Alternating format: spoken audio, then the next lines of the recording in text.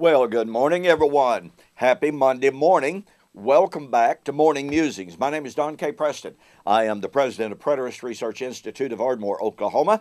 And as mentioned, this is my Morning Musings. Hey, I tell you what, I had an absolutely fantastic weekend. Over this last weekend, went to Round Top, Texas. Had never even heard of it. I discovered that Round Top, Texas is one of the world centers for antiquing. I had no earthly idea. It's absolutely phenomenal. The city of Round Top is like that big, and yet twice a year, people from literally everywhere travel there, and it's just one antique shop, store, booth after another lined up on the highway, and boy, if you like antiquing, you got to check into Round Top, Texas. It really is phenomenal what they've got going on down there. Anyway, had an absolutely fantastic time. There's a super excited group down there that is growing. That they just continue to find folks that have come to understand the truth of covenant eschatology, and boy, are they excited. I was privileged to be there in this last March and had a small group. The size of this group was double over that. And boy, we just had a great time. William Bell was there, and as usual did his fantastic job. Got to meet T.J. Smith. Had met him one other time.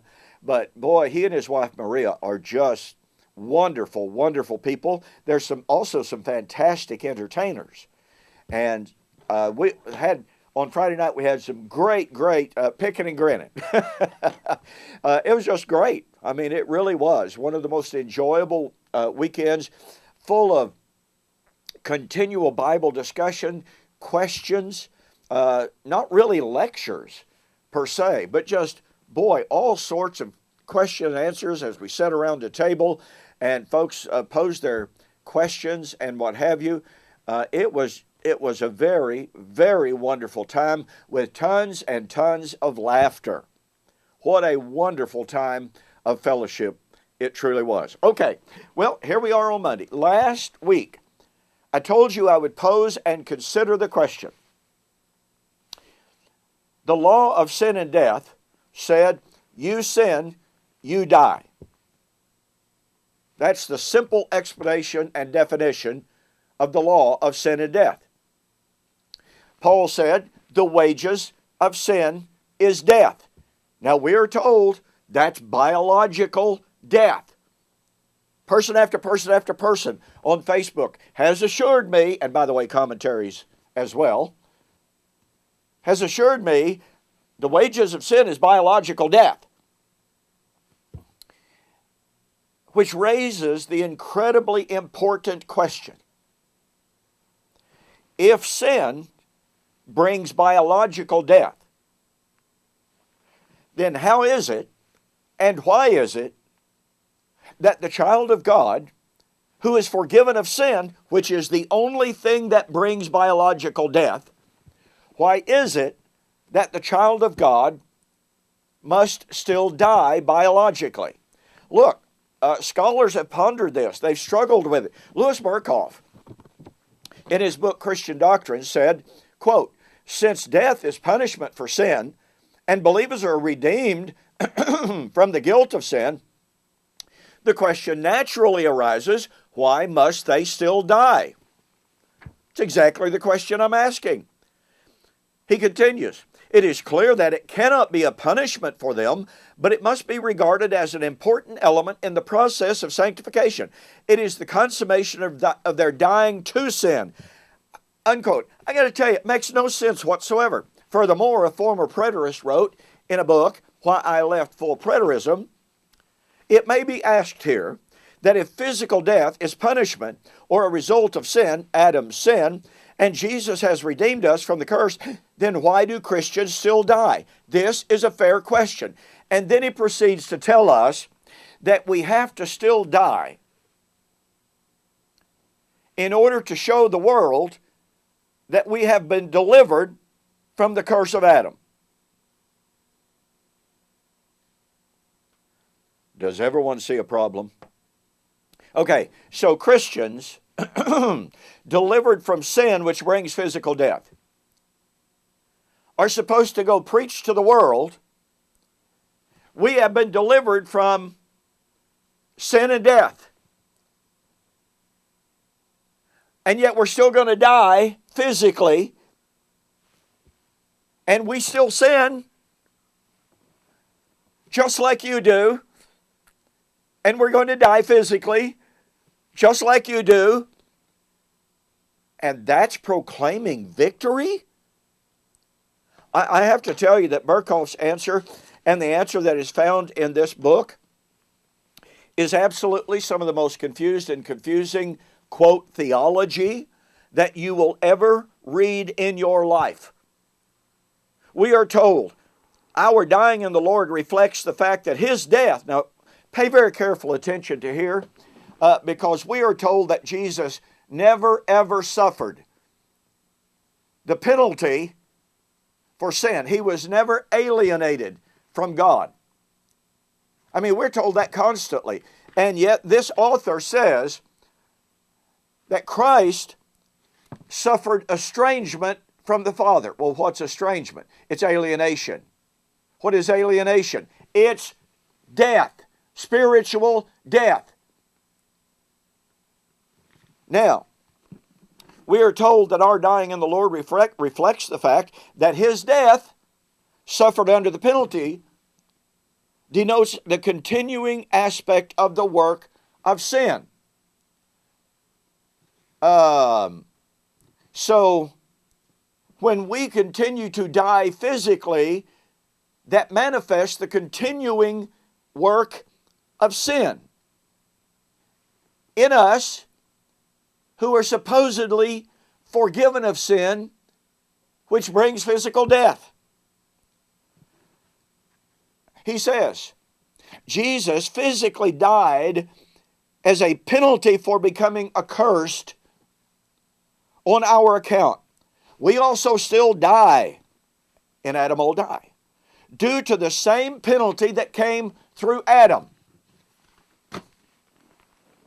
You know, ladies and gentlemen, if Christ died physically as a penalty of sin, and if you and I still die physically as a result of sin, I'm sorry, you simply cannot affirm that we are forgiven. It makes no sense whatsoever. Listen to me very carefully.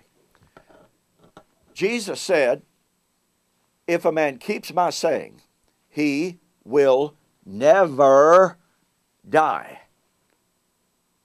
And this author tells us, oh yeah, that's true, but he was talking about a different kind of death. Doesn't attempt to prove it. He just makes the claim.